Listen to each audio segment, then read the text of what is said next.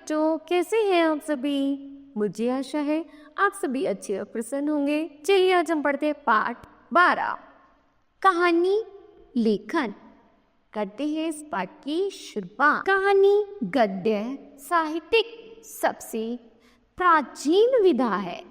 कहानी का नाम लेते ही बच्चे उत्साहित होकर अपने दादा दादी या बुजुर्गों के पास बैठ जाते हैं, क्योंकि हमारे बुजुर्गों के पास कहानियों का भंडार होता है। कहानी बच्चों को नहीं बल्कि बड़ों को भी लुभाती है। कहानी मनोरंजक होने के साथ साथ शिक्षाप्रद भी होती है ना।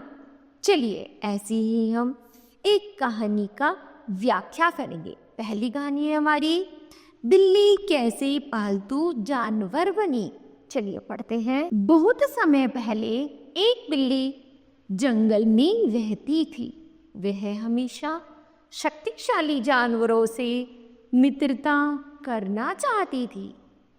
एक बार उसने देखा कि सभी जानवर शेर से डरते हैं, इसलिए उसने शेर से मित्रता कर ली।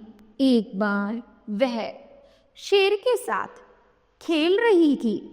सभी जानवरों वह शेर ने हाथी के लिए रास्ता साफ किया। बिल्ली ने सोचा कि हाथी शेर से शक्तिशाली है, इसलिए वह हाथी की मित्र बन गई।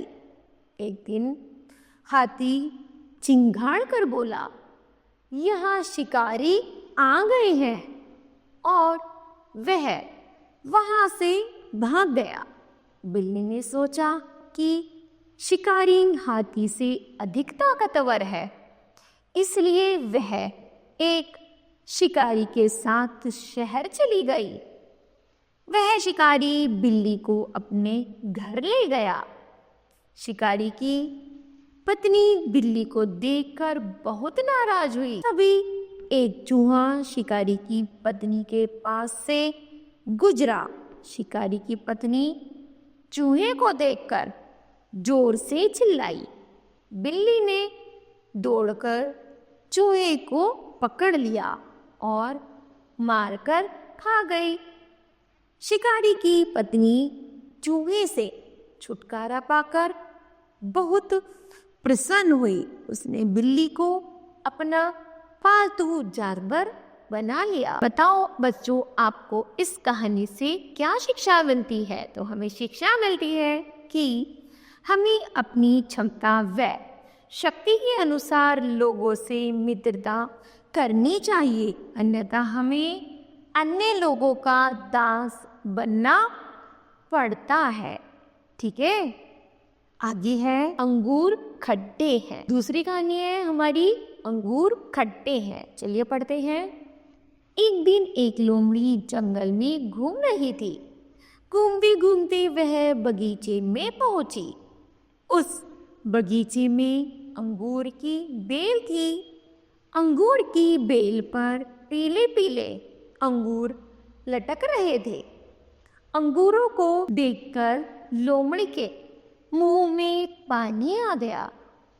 वह उन्हें पाने का उपाय सोचने लगी। लोमड़ी अंगूरों को तोड़ने के लिए उछली, परंतु वह अंगूरों तक नहीं पहुंच सकी।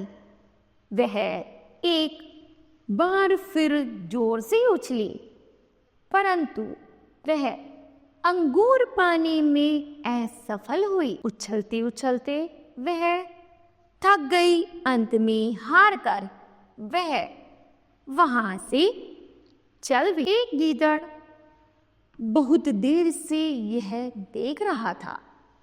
लोमड़ी को निराश लौटते हुए देखकर वह बोला, मौसी क्या हुआ, अंगूर क्यों नहीं खाए।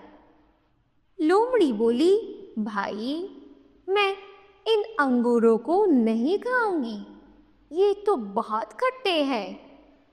गीदड़ लोमड़ी का मुंह देखता रह गया। तो बताओ बच्चों, आपको इस कहानी से क्या शिक्षा मिली? हमें इस कहानी से शिक्षा मिलती है कि हमें झूठों का कभी विश्वास मत करो, कि हमें किसी भी झूठे व्यक्ति का विश्वास नहीं करना चाहिए। ठीक है, इस तरह बच्चों यह कहानी समाप्त होती है। आगे कहानी है प्यासा कौआ। करते हैं इस कहानी की शुरुआत। एक कौआ था, वह बहुत प्यासा था। वह बहुत देर से पानी की खोज में इधर उधर भटक रहा था। तभी उसे एक घड़ा दिखाई दिया। घड़े में थोड़ा सा पानी था। कोई ने पानी पीने का प्रयास किया, परंतु उसकी चोंच पानी तक नहीं पहुंच सकी। कौआ पेड़ के ऊपर बैठकर पानी पीने का उपाय सोचने लगा। उसने इधर उधर देखा तो उसे थोड़ी दूर कुछ कंकड़ पड़े हुए दिखाई दिए।